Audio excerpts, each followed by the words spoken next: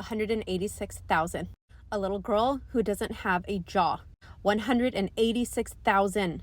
Women and children in a UN school that were shot at close range, their bodies piled up on a top of each other, and all of the men had been kidnapped and taken as hostages. 186,000. A little girl whose body was just ribbons hanging off of a building. 186,000 newborns, preemies, who Israel forced to no longer have any electricity. They took it all from the hospital. The staff and their families were trying to keep them alive using cell phone lights because newborn babies are such a threat to Israel.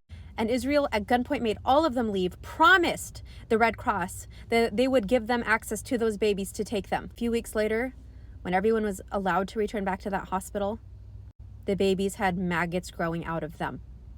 186,000 children who have been starved to death by Israel, by the Israeli government, by Israelis who have not only stood in front of humanitarian aid trucks, but have attacked those aid trucks. 186,000. A father who stood on top of the rubble saying, "I'm looking for my 4 children. They're underneath me. I'm looking for my 4 children." A mother who went to go get food for her family, and she came back. She's the only one left. 186,000. A little voice, an 8-year-old boy, who watched his father melt in a tent. A man who held his 1.5-year-old boy without a head. A little girl who I saw was just a head. A little boy who half of his face flapped forward and you could just see his brain. 186,000 men, women, and children who were displaced from their home by Israel.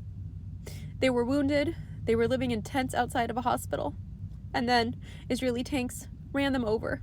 And all you could see, all that we saw, were just legs and bones.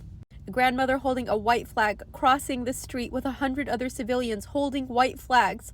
And then the IOF terrorists shot the grandmother, while they see that she's holding the hand of a little child. 186,000 at Shifa Hospital. Mass graves found with children, with men, with women whose hands were zip-tied behind their backs, who were shot, executed, close-range style, who were buried alive and suffocated to death, and who still had catheters sticking out of their corpses.